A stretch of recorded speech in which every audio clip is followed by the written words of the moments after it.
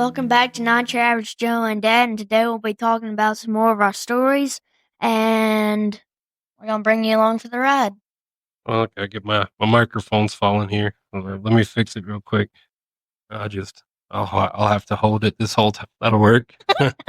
That didn't work out well. Microphone came off the stand. Yeah. So here we are with our second podcast. First one we had fun with and been, doing the Instagram, and that's linked to Facebook, and did a TikTok and even got it on YouTube. So no matter which way you want to listen to it, it's there. Yep. It's on all the platforms, the Spotify's, the Amazons, the iTunes, whatever you like, it's there. So we've been having fun with that, but wanted to catch another recording before I head out of town. So we had some fun. Joe just got back from his mama and papa's. What all did you do there? Played a video game that I really like, and What's the name of the video game? The Hunter Call the Wild, and my character is Remy Warren. Yep. You watch YouTube videos and dream about hunting a video game. We hunt in real life all the time, and here you are dreaming about it and playing it on a video game when you're not here. Didn't you just kill something pretty fancy in that game? Yeah, it was a rare, and it was a white fallow deer. It wasn't albino, but it was white. I guess that's special. Is that why it's called a rare? Yes. That's fun. What else did you do while you were there? So, What does that mean? sewing with the sewing machine. Did you make something fun?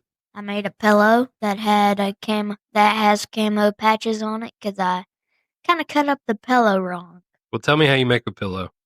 So first you cut it out, you design it, and then if you want to put on a patch, you have to sew it before you sew the two pieces together, or you'll sew the two pieces together where you don't want to. And then you'll leave a little hole so you can flip it inside out. So first you sew it inside out, so when you turn it inside out, you can't see the threads, and then you stuff it, and then you sew the hole up, and then you're done. Okay, so you don't have to turn it inside out anymore. That was enough? Yeah. Okay. Well, and so you're sewing on a sewing machine by yourself? Yes. And you were telling me you had to set it up. How'd you do that? First you have to put on the thread it through a hole, loop it around something, thread it through another hole, thread it through another hole, and then thread it through another hole, and then thread it through another hole, and then finally thread it through the needle. Not another hole? No.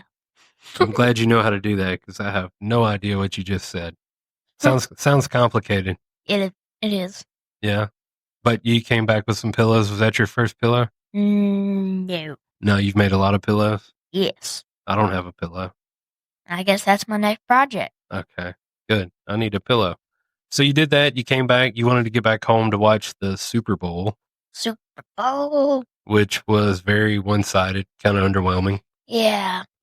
Kind of moved on from that pretty quick. Yeah. And then yesterday, which would have been Monday, we headed out to deer camp to start picking up stuff. And squirrel hunting. Yep, Joe wanted to squirrel hunt, so he had my 22 in tow. Only 2 squirrels, and they were both running away from us. They did. They ran fast. I heard squirrel, and then he took off. But we ran around. I had a lot of sticks set up, like Millennium 20-foot sticks that I use for my saddle. Had one set with a Millennium lock-on there, so we had to run around and go to a bunch of those and pull those down because a couple reasons. One, the season's over, but two is our hunting lease is for sale, and they've been showing it, so we may not even have it next year. We'll have to. I'm hoping we have it for turkey season. So we had to do all that, and then we ended up finding a camera, move some cameras from the deer stands to where I want to see if there's some turkeys, and found a camera that I had apparently forgot was there. I was like, Joe, is this your camera, my camera? Whose camera is this? And it turns out I'd moved it there last turkey season and completely forgot about it. But all year I've been like, Joe, I know I have 4 cell cameras. I don't know where the 4th one is. And lo and behold, it was in the woods. And so we were taking down another camera, and Dad's taking down the camera, and I jump off the four-wheeler. I'm running with the 22, and I'm running after a squirrel, and Dad's like, is it a squirrel? I'm like, yeah. And then he sees me disappear, and then we never see it again. In fairness, the four-wheeler was off and it was parked. The Yes. 22 was unloaded. It's a Bolt 22, so he knows it was not loaded. But I looked up and he was running down the food plot, and I was like, "Squirrel!" And he's like, "Yeah, squirrel!" And then he just disappears off into the woods. And I finally go walking and find him, and he's sitting there with the rifle laid over a tree, just looking like he's trying to snipe a squirrel, and never saw it. Nope, I heard one bark, and then we left. And so then we rode down, had to pick up my ground blind, which is my nemesis. Yeah, you had to watch a tutorial. Yeah, for whatever reason, a 5-hub ground blind just makes me look like a buffoon. I can't figure it out for the life of me, and I've been doing it for years. This was probably my best year, though. It did not take as long as it has in the past. It took him about 5 minutes. Which it shouldn't. I think the tutorial video I watched was like 25 seconds, but it's up I got it broken down and put up, and then we moved that camera to the end of that where we've been seeing a bunch of turkeys.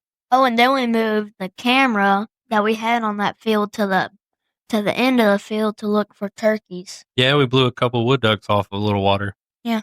A little buildup of water because it's been raining a whole bunch. We had to walk down that big muddy embankment across the creek. Oh, yeah. I was thought you were going to bust it for a minute. I thought you were going to bust it. Well, you were like, I feel like I'm on a treadmill because he was running in the mud. His feet were just moving, trying to get up the hill, but he wasn't going anywhere. He was just going, but I had to grab him. We had to cross like a low creek crossing. And the tide was pretty fast. The current was pretty fast. But I had to grab him by the back of the collar and walk him across the creek so he didn't go floating down.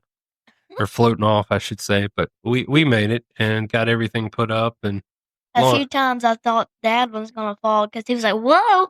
You know, it was slick. It's pretty nasty on both sides. But we got it done. Got everything up. Left 2 cameras out there for hopefully some turkeys. Have not seen any yet. But it's still time. It's getting that time. It's getting right. It's been about 80 degrees here in Mississippi. We got on one of our first rainy, cold days. Yeah, it's been 80 degrees and it dropped down to like 60, low 40s last night, but it's pouring rain today and pouring rain tomorrow, which is why we're recording a podcast because somebody wanted to do something else. Yeah, I wanted to squirrel hunt in the rain in a stand because there was a certain field that had a creek in the middle of it and squirrels on one side and squirrels on the other the last day of deer season. Yeah, but he's been talking about squirrel hunting for 2 days now, but I'm just not going to go squirrel hunt in the rain. Not yet. He wants to go sit in a deer blind and not walk around because this one blind just has a bunch of squirrels floating around. And we may do that. So much squirrel. We may do it, but not today. It's literally pouring down rain. And I've already been soaking wet because I had to go help somebody get unstuck today. Where? Eric. It's always a good day when I'm a Land Cruiser diehard and a Toyota fanboy. So anytime the old Tundra can pull a jacked up 250 and a dump trailer out of the mud, I take that opportunity to let the first gen Tundra go pull them out. So, but got all wet and muddy while I was helping him do that. So I was good. Yeah, we both got wet and muddy today. Yeah, because you decided to go shoot basketball in the rain. What? I mean, I couldn't help myself. It was basketball. And it was raining, so it's always fun. But anyway, one of the things Joe talked about last week, and he's been wanting to tell this story a whole bunch. So we're going to call this the Beartooth story. He really wants to tell everybody his story about how he got his Beartooth. And a Beartooth is a model of knife by Montana Knife Company. It's a fleshing knife. It is. And you'll hear me call it, say, MKC. That's Montana Knife Company. They're good friends of ours. And so I'm going to let Joe tell his Beartooth story because he's really proud of this story. Take it away. So I make walking sticks. And so I made Brett, and Brandon, and Josh a walking stick. Josh Smith. Don't forget Jess, his wife. Oh, and Jess. And so I gave Brett his. We went to lunch with him, and I gave him it, and he loved it. So and then the next day, we went to MKC. I gave one to Brandon. He loved it, and they absolutely let me raid their, merch room. I'm pretty sure the hat you're wearing right now is one you pulled off the shelf. Yeah. I absolutely raided that room. And then Josh arrived, and then I gave Jess, his wife, a walking stick. And then I gave Josh his, and he's like, "You want to trade?" I'm like, "What?" So he says, "What knife do you want?" I'm like, not even a millisecond later, I'm like, "Beartooth." And he's like, "All right." So we go into the like room with all the knives, and we're looking for one. We can't find one, and he almost pulled one out of some section. I can't remember what it was, but then we found one, and it was a green handle, and I love it. I wear it to deer camp a lot. You do wear it all the time. Now let me back up and fill in some gaps in your story because you get so excited. They're in Frenchtown, Montana. We Yeah. are outside of Jackson, Mississippi. It's pretty far away. Yeah. So we took a trip May up to Montana. For my birthday and Dad's turkey hunting. Correct. And the way it normally works, and I kind of alluded to this in the last podcast, but I kind of hunt turkeys kind of the east central part of the state, not terribly far from actually the north entrance of Yellowstone. Oh yeah, It's about an hour, Yellowstone is hour and a beautiful. half. So the trip normally starts there, and this trip we were gonna go to Bozeman. Well, we were gonna go hunt turkeys, go to Bozeman, and then go to Frenchtown, Missoula area where MKC is. Just stop in and say hey anytime we're up there. We get up and we pull up to go hunt turkeys, and we're kind of on top of we call it a mountain, but it's not terribly high, not a lot of elevation, and the wind is just ripping. I mean, it's 50, 60, 70 mile an hour, and Joe was not having that, and I was like, nope. didn't want to pop a tent on top of a mountain with this kind of wind, and it wasn't going to get any better, and so kind of just punted that in the trip. Figured I would do it on the way back through, kind of just change the trip all around. So we ended up going to Bozeman for a few days. Had a good time over there. And I saw snow for the third time in my life. Yeah, we went to, so we were sunny and windy in just where we were turkey hunting. Jumped over to Bozeman, stayed downtown for a couple of days in Bozeman, did the touristy thing. But literally overnight, woke up with like 4 or 5 inches of snow in Bozeman, just pouring down. It's like, okay, well, we're going to hightail it to Missoula, Frenchtown. And of course, I didn't have any time to play in the snow. Nope, you didn't get to play in the snow, but we hightailed it out. And when we get to Missoula, Frenchtown, I swear it was 85, 90 degrees and sunny as it could be. And so we got over there and then ended up going by well, let me digress just a little bit. Before that, we stopped by the Rocky Mountain Elk Foundation. Oh, yeah. That's a big part of the story. Yes. I had to actually pick up a knife from there that they had for me, and they have a display case in there with all. Okay, go ahead. So, yeah, Dad was talking to the person that was at the register, and I was looking at the display case, and I saw my speed goat. And I was like, oh, look, that's my speed goat. And then I turn around, there's this table with knives in it from MKC, and I see Beartooth. I'm like, hey, Mom, I want that Beartooth. And she's like, well. So, yeah. And I was like, I want that. And I just sit there and stare at it. Well, because I had no idea that he ever knew what a Beartooth was. That's not one I used a whole lot. Because the Speed Goat is another MKC knife model, and we used it a bunch. He used it a ton. And it was my first MKC knife. It was, and it was kind of a cool moment because the first time I met Josh was actually in Rocky Mountain Elk Foundation headquarters a year, I guess a little over a year prior. And I got that Speed Goat for Joe, and Josh signed it. Joe, I don't remember the exact words, but like, hope to meet you one day, Josh. And so this go round was actually Joe had his Speed Goat on him and got to meet Josh. And but when Joe said he wanted a Beartooth, I was like, how does he even know what a Beartooth is? Like, it's not something I've had around. And he whipped it right out. It was like Beartooth. And so they ended up trading a walking stick for a Beartooth. But even more than that, Mr. Josh walked you around and showed you how to sharpen a knife. And yep, he polished my fingernail with a knife polisher. Polished your fingernail on a buffing wheel and polished up and sharpened your Speed Goat. You got I think his daughter Demi. Oh, yeah. She got you a new sheath for your Speed Goat because apparently I had it in the wrong one because there's you did. Couple of them around here. But yeah, he got to raid the MKC merch room, and I got one of the orange lighters. Yep, and he got to play. We played basketball there too. So overall, this is a good trip. I mean, it was it was definitely fun. But he had a ball up there, and And speaking of turkey hunting up there, our Airbnb, when we drive up to it, turkeys everywhere. And they just ran off when we got there. And the person that lived in the Airbnb on the upstairs, he was like, "Oh, yeah, you can go hunt those turkeys. I don't care." And then Dad, in the morning, he went turkey hunting. And I woke up and I'm like, "Where'd Dad go?" And Mom's like, "He went turkey hunting." I'm like, "Seriously?" So he comes back and he says he had one 30 yards from him, but he couldn't shoot him because he was across property line. property line. So that's close to how that story went. Of course, I was there to turkey hunt, and we pull up to the Airbnb. I realized that it's half a mile from one of the national forest entrance. So I'd ride up there and start looking around and maybe try to go, no, hunt turkeys up there. I thought we did try to camp up there, though. No, we just went and looked. But I went up there to just look around for turkeys, and it was actually a great place for turkeys. I ended up finding a bunch of feathers where somebody skinned one and plucked it. But we get there the night of, and we're sitting out. The Airbnb is there's a house upstairs, and then like you kind of are in the basement. It's a gorgeous setup, but there were turkeys everywhere, just literally everywhere. They were making noises and doing things I've never seen turkeys do in Mississippi.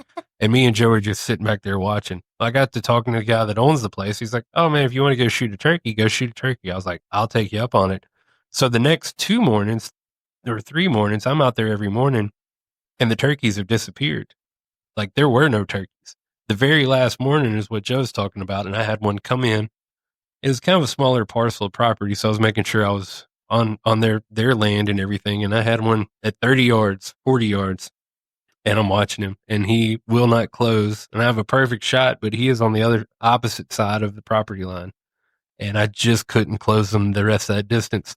And about that time, I see a hen go down the hill, and he just kind of looks up and just follows her down the hill, and off they go, and I never see him again. Yep. And it was a good trip. But that's Joe's Beartooth story. He's been he shows everybody that knife. He loves that knife. He let me use it for the alligators. I did not let him. I was at my grandmother's and grandpa's, and he said that he used my Beartooth. True. So I did not let you use it. You just helped yourself to it. Good thing is you're not old enough to just run around with a bunch of knives, so I can use whatever I want. But yeah, we've used it. We used it on your deer this year. Oh, yeah. You used it on a couple when you were cleaning off rib meat and some of the other stuff. I didn't really use it on rib meat. I used it to take off shoulders. That's right. Used it to take off shoulders, and then I used my speed goat to take off the ribs. That's right. So that's Joe's Beartooth story. He's been dying to tell everybody that one. And I'm pretty sure he'll be telling that one for a long, long time. Yep. It might change a little bit, but he's really happy about that. So back to, let's say, squirrel hunting. You want to talk about our squirrel? What two things do you use to squirrel hunt? Because we have a couple weeks left, and we're going to try to go get some. But tell everybody the 2 things or 3 things that you use to shoot squirrels. Shotgun, my 22, and Dad's 22. So the shotgun he's talking about is a single shot 410. I want to say it's maybe a Rossi. I got him when he was probably 4. It's one of those that has like the pistol grip, but you can hold 22 shells on one side of it and 410 shotgun shells on the other side. Single shot safety. So we have the 22 barrel that has a scope on it. Yeah, so it's changeable from shotgun to 22. Yep. So I'll let him run around with the 410 on that just because it's lightweight. He has another 410 that we use for turkey hunt that actually has a red dot on it, but it's a little bit harder to actually break the action open. This one, he can probably do it now, but last year he had some trouble. But this little Rossi he runs around with, and it's it's a non-choked 410, so he has that. But the thing we've probably killed the most squirrels with is I have a 22. Well, I've never killed a squirrel. Have you never shot at one with it? I've shot at one, but it didn't work out. Well, so we have a suppressor on the 22. Yeah, we have a suppressor on everything but my 410. Yeah, we don't have a shotgun suppressor. But yeah, it's a Savage FVSR MK2 or something. It's the best 22 I've found, and I like it because I shoot subsonic 22s, Federal Gold Metal Match 22 ammo. I can shoot a 1 inch at 100 yards with it. The gun absolutely hammers where you It's put it. amazing. It really is. And when you use that federal gold medal match, it's factory subsonic. So it's like 1,050 or right shy of 1,100. So I love the subsonic because they are so quiet. yeah, I've had it on a 1022, but you hear that action moving, and it's actually louder than you think. This bolt gun, you shoot, and all you hear is whatever the bullet hits. You just hear the click of the Trigger. trigger. Yeah, the hammer fall. Yeah, the hammer, and then you hear the impact. And that's it.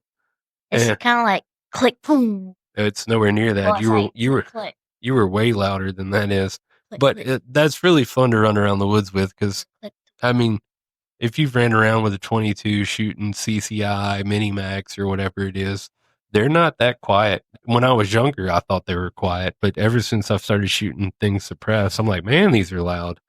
And so we can run around the woods and not have to worry about hearing protection because there isn't anything to hurt your ears. Yeah. So the goal, though, is when I come back from Utah to get out into the squirrel woods, because do you remember when we made some squirrel dumplings? Yeah, they were delicious. I mean, the squirrel dumplings, hold on, the squirrel dumplings, if you have not had squirrel dumplings, and I'm not a big dumpling person, but man, these things are good. Actually, I kind of robbed Clay Newcomb's recipe on that you can find online, but I know what story you're about to tell about the squirrel. Go for it. So we killed a raccoon because we trapped it. So we cooked squirrel and raccoon nachos. Well, Dad did. Me and Mom had no idea. I said it was delicious, and then Mom said it was absolutely amazing, and then Dad said it was raccoon and squirrel. She went, it was disgusting. So what I did was I slow cooked squirrel and I put some raccoon in there, and I basically made barbecue, like shredded pulled barbecue out of it. It was amazing. We actually made squirrel and raccoon nachos that were slow cooked, braised in stock and just really slow cooked all day long, and then heavy barbecue sauce and just put them over nachos with like jalapenos and sour cream and stuff. And they were incredible, and everybody thought they were incredible. And I was like, oh, by the way, there's raccoon in that, and that didn't go over real well. Yeah, Mom about killed Dad. But the fact is everybody loved it before I told them what it was. So if you don't eat your raccoons, do it because they're really good on some pulled pork nachos or pulled nachos. And for all those raccoon haters, if you don't like raccoons in your trash, shoot them or trap them and then cook them. That's right. You can cook them or shoot them. But yeah, so we're going to try to get on the squirrels pretty heavy because we haven't had dumplings this year. So no, we're going to need some of those. What else you want to talk about? What do you want to talk about? I don't know. I think I'm pretty good. I leave in 2 days to go to Western Hunt Expo. Yeah, don't I'm going to keep reminding you of that because you don't have to. When we come back, all we're going to do is talk about it. No, we're not. Why not? Because. You don't want to talk about it? No. Unless if you bring me a Live Wild sticker and a autograph Remy Warren if you get to talk to him. So those are the only two things you want me to bring you back? And anything else that you can find that you think okay. like. So it went from two things to anything else that I could possibly find. And I'm not kidding. About what? About finding me anything else? You have all sorts of stuff. Don't worry, I will find you anything else. Whole bunch of stuff. That's why I'm bringing a big suitcase so I can check it on the plane in case I have to come back with a whole bunch of junk. Just for you. And then I'm going to tell you all about it on the podcast. On the podcast? Yeah, why not? Oh, yeah. No, why not? And I'll tell you all about the time at the beach that I had. I don't care about the beach. Yeah. We've talked about that. So anyway, I think it's about time for us to wrap it up, but you got to tell me a joke first. I don't know any jokes. Make one up off the top of your head. Yeah, why don't you do it? Because I'm horrible at jokes. You tell me jokes every day, all day. And they all are horrible. Give me one right now. Be prepared for a bad joke. Okay. Give it to me. Do, do, do, do, do, do. Count. I don't know any. Give me one. No. What's your one about the bull? What bull? Last podcast was about ground beef. You have one about something in a bull and... Oh, how do you get a bull to stop charging? How? Take away its credit card. But that was better. At least you remembered that one. But that took way too long for us to get to that. I'm going to need you to think about that. We'll have to have a better one next time. All right. How about we just make a joke list? You make a joke list. I have a joke book. Well, then why don't you have your joke book out and let's read from your joke book? I don't know. Maybe next time? Yeah.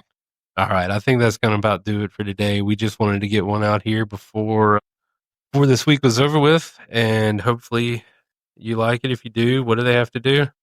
Like and subscribe and hit that notification bell. And share it with your friends. If you have kids, this would be a great podcast for them to listen to. Maybe they can get to sewing. So I think that's about it. Y'all have a good one, okay? Bye.